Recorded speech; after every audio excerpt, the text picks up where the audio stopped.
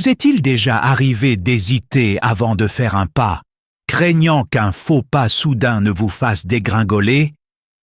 Si vous avez plus de 65 ans et que vous avez remarqué que la marche ressemble plus à un défi nerveux qu'à une simple activité quotidienne, vous n'êtes certainement pas le seul.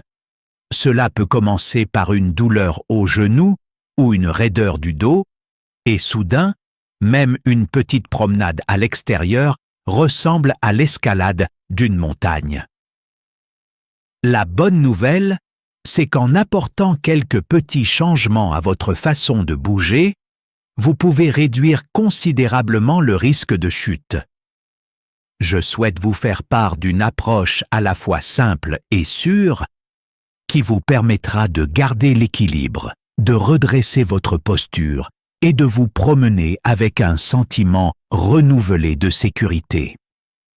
Des recherches en gérontologie ont montré que la modification de certains détails de notre façon de marcher peut entraîner une diminution considérable de la fréquence de nos pertes d'équilibre. Les études indiquent régulièrement qu'environ un adulte de plus de 65 ans sur 3 fait au moins une chute par an. Il s'agit parfois d'une simple frayeur, mais la situation peut dégénérer en fracture, opération chirurgicale, séjour prolongé à l'hôpital et, dans certains cas, en problème permanent de mobilité. Au-delà de l'impact physique, il y a la charge émotionnelle, l'inquiétude, la réticence à sortir, la perte d'indépendance. Il peut s'agir d'une spirale descendante. Un seul faux pas peut suffire à vous faire annuler des projets et à vous faire renoncer à des activités que vous aimiez auparavant. On pourrait croire que les chutes sont un coup de malchance ou un phénomène inévitable lié à l'âge.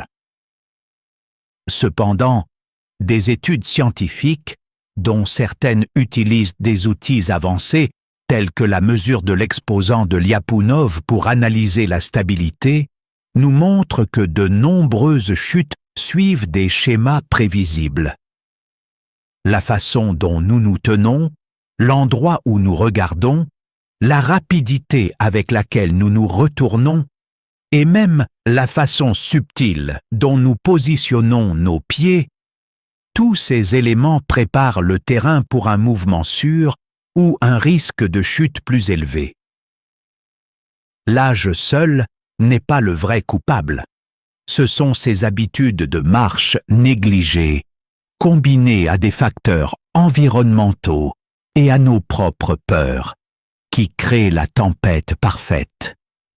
Il est tentant de mettre les chutes sur le compte d'une musculature plus faible ou d'une moins bonne vue, mais si ces facteurs ont leur importance, ils peuvent souvent être gérés, améliorés, voire évités grâce à des techniques appropriées. Avez-vous observé la façon dont certaines personnes se déplacent, le menton baissé, les bras serrés le long du corps, en faisant des pas minuscules et timides? Ce style de marche protecteur peut en fait accroître l'instabilité car il déplace notre centre de gravité vers l'avant, ce qui augmente la pression sur les genoux et les chevilles. En fait, lorsque la stabilité de la marche est compromise, la probabilité d'une chute augmente considérablement. Mais cela signifie aussi que nous avons la possibilité de nous entraîner à marcher d'une manière plus sûre et plus équilibrée. Le corps humain est remarquablement adaptable. Il suffit de lui envoyer les bons signaux et de l'entraîner régulièrement. Avant d'entrer dans les détails, il serait bon de savoir qui nous regarde. Si vous le souhaitez, faites-nous part de votre âge et de la ville depuis laquelle vous nous écoutez. Il est toujours intéressant de savoir où vivent les membres de notre communauté, et cela nous aide à mieux comprendre vos expériences. Si vous ne l'avez pas encore fait, Pensez à vous abonner et à activer les notifications pour ne pas manquer nos prochaines vidéos sur la santé et le bien-être. Nous publions des vidéos plusieurs fois par semaine et vous pourriez trouver beaucoup de ces sujets à la fois instructifs et inspirants. Pourquoi les gens tombent-ils plus souvent en vieillissant? On pense généralement que cela fait partie du déclin naturel du corps, mais cela vaut la peine d'y regarder de plus près. L'un des facteurs importants est la perte musculaire, qui peut commencer à se faire sentir au début de la soixantaine. Même si vous avez 60 ans et été actif toute votre vie, certains groupes de muscles des jambes et du tronc s'affaiblissent avec le temps, réduisant ainsi le soutien qu'ils vous apportent lorsque vous marchez. Simultanément, votre posture peut changer. La tête commence à pencher vers l'avant, les épaules s'arrondissent et la colonne vertébrale peut se courber, ce qui modifie le centre de gravité du corps. Ce léger changement peut vous rendre plus vulnérable au risque de trébucher ou de basculer en cas d'imprévu. Il y a également une composante mentale. La peur de tomber est puissante.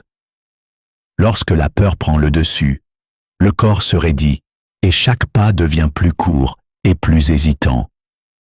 On peut penser qu'il est plus sûr de se déplacer avec une prudence accrue, mais en réalité, des pas trop rigides et hésitants peuvent accroître les risques. Ajoutez à cela d'éventuelles déficiences visuelles ou le ralentissement des réflexes dus à l'âge, et le danger s'intensifie. Choisir les mauvaises chaussures, ne pas utiliser correctement les cannes ou les déambulateurs, ou naviguer dans des espaces encombrés sans même remarquer les risques de trébuchement. Voilà la recette d'une chute. Mais le plus important, c'est qu'il s'agit de facteurs que vous pouvez modifier ou gérer. En comprenant comment votre corps et votre esprit réagissent au vieillissement, vous faites déjà un pas vers la prévention des pires conséquences. Prenons un exemple. Imaginez une femme nommée Carmen, âgée de 77 ans, vivant seule dans le même appartement où elle a passé plus de 30 ans. Elle avait l'habitude de commencer ses matinées par une marche rapide, de prendre soin de sa luxuriante collection de plantes d'intérieur et de rencontrer des amis dans un centre pour personnes âgées situé à proximité. Mais un matin, elle s'est retournée brusquement pour attraper la bouilloire, a glissé et a heurté le sol avec suffisamment de force pour se casser le poignet et se blesser à la hanche. Après quelques semaines à l'hôpital, son plus grand obstacle est devenu psychologique. Elle avait peur de retomber. Même une fois ses os guéris, elle marchait avec tant de précaution, les yeux baissés, le dos voûté, les mouvements lents et raides, que sa vie lui paraissait plus limitée que jamais. Elle a commencé à refuser des invitations et à limiter ses sorties quotidiennes au strict minimum. Les choses ont changé lorsqu'une physiothérapeute nommée Elena est entrée dans sa vie. Elena a remarqué que le problème de Carmen n'était pas seulement sa faiblesse, mais aussi la façon dont elle se déplaçait. En commençant par des pas courts et précis, Carmen a réappris les principes de base. Poser d'abord le talon au sol, puis dérouler le pied jusqu'à la pointe. Elle a fait de petits exercices d'équilibre, a corrigé sa posture en alignant sa tête et ses épaules, et s'est entraînée à concentrer son regard vers l'avant, au lieu de le fixer sur le sol. Au bout de quelques mois, Carmen s'est sentie à nouveau sûre d'elle. Elle a quitté son appartement seule, s'est rendue à pied à la boulangerie et a même repris son ancienne habitude de se promener dans le quartier. Ce n'était pas seulement une question de renforcement musculaire, c'était aussi une question de technique, dit-elle. Son histoire montre que, même après une chute, la redécouverte de votre schéma de marche naturel peut vous redonner de la force et de la confiance. Maintenant, nous allons vous faire réfléchir à votre façon de marcher. À quand remonte la dernière fois où vous avez vraiment fait attention à chacun de vos pas?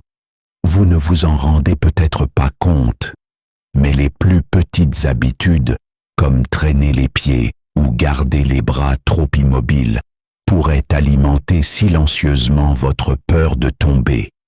Des chercheurs ont découvert que le simple fait d'être plus conscient de ces mouvements peut réduire de manière significative le risque de perdre l'équilibre. Prenez un moment pour vous évaluer. Traînez-vous les pieds au lieu de les soulever du sol? Vos yeux sont-ils fixés sur le sol ou regardez-vous devant vous? Vos pas sont-ils raides et courts, presque hésitants? Vos épaules sont-elles inclinées vers l'avant lorsque vous vous déplacez? Avez-vous remarqué que vos bras se balancent à peine le long du corps? Avez-vous du mal à vous retourner ou à changer de direction? Vous accrochez-vous au mur, aux meubles ou à d'autres personnes pour vous soutenir? Évitez-vous les trottoirs inégaux par crainte de trébucher? Si vous répondez oui à 2 questions ou plus, il y a de fortes chances que votre façon de marcher vous expose à un risque accru. Les gens essaient souvent de marcher prudemment en se courbant et en jetant un coup d'œil vers le bas, pensant que cela leur permet de mieux contrôler la situation. Cependant, cela déplace le poids du corps vers l'avant et perturbe l'alignement naturel, ce qui, ironiquement, augmente le risque de chute. Les pas courts et maladroits vous privent également de l'élan et du rythme dont vous avez besoin pour garder l'équilibre. Les bras qui restent immobiles suppriment une force stabilisatrice importante. Vous voulez qu'ils se balancent doucement pour aider à répartir votre poids.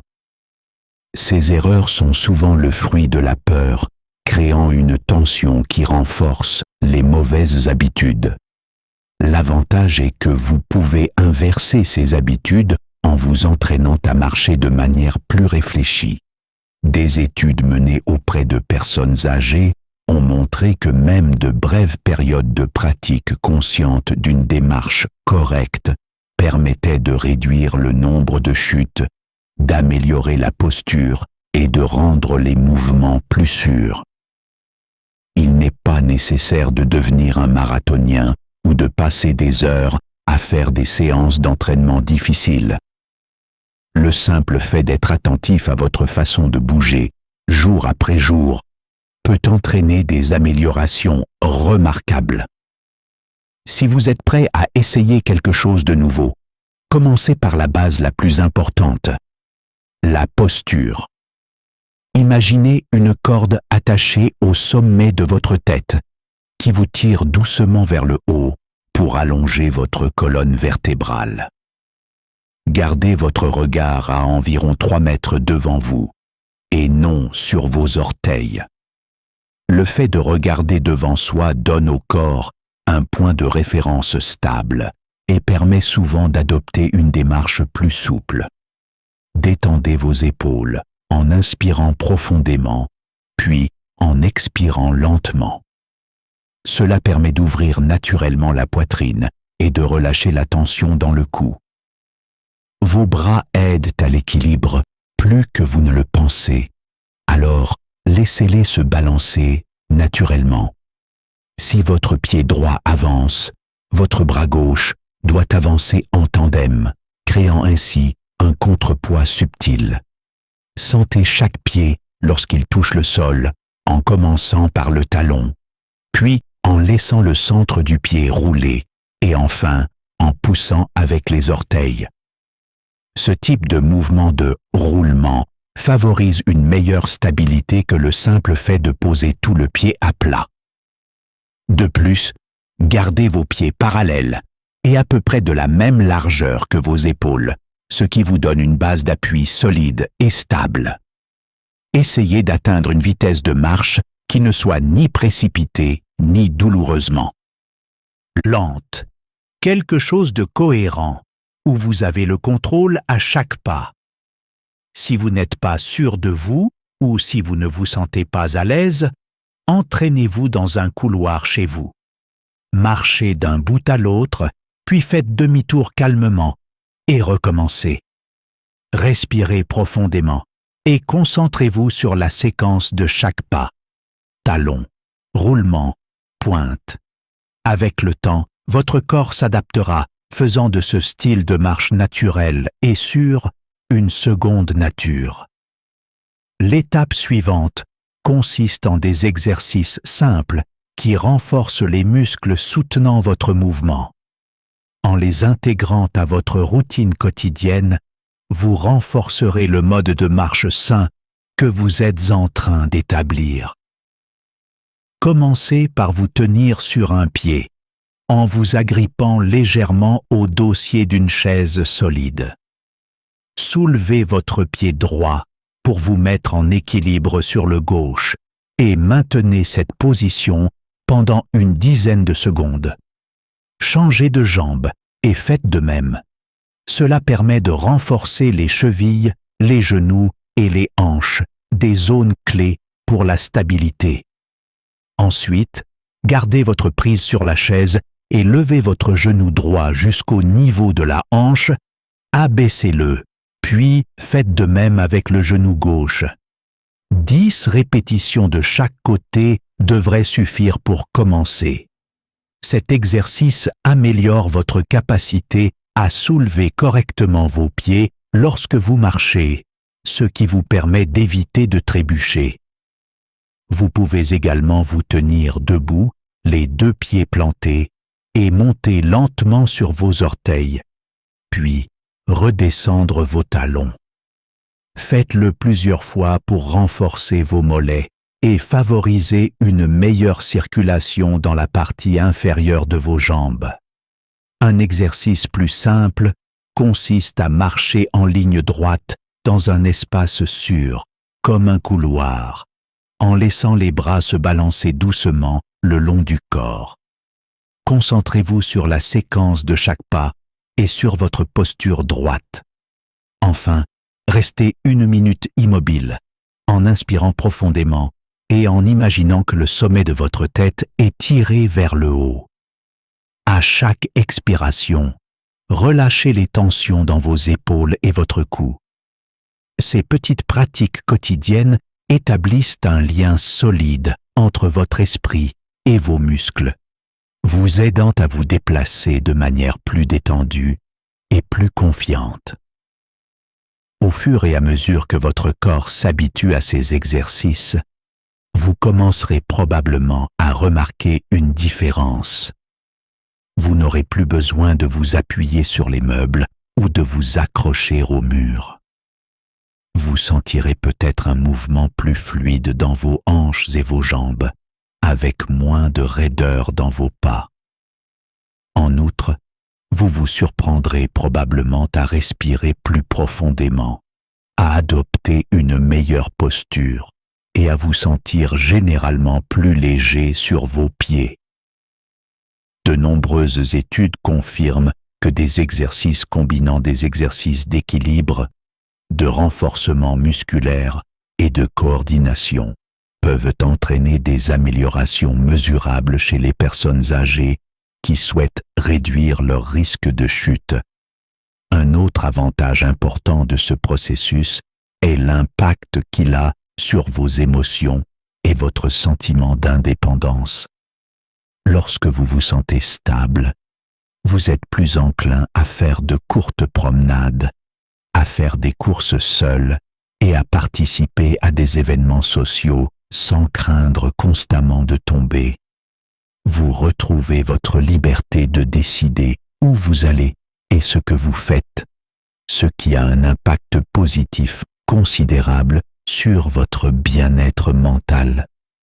Une bonne posture, moins de douleurs articulaires, plus de souplesse et un tronc plus solide peuvent également réduire la pression exercée sur les genoux et le dos. En alignant correctement votre corps, vous répartissez votre poids de manière plus homogène et vous vous protégez de la gêne occasionnée par des années de mouvements maladroits.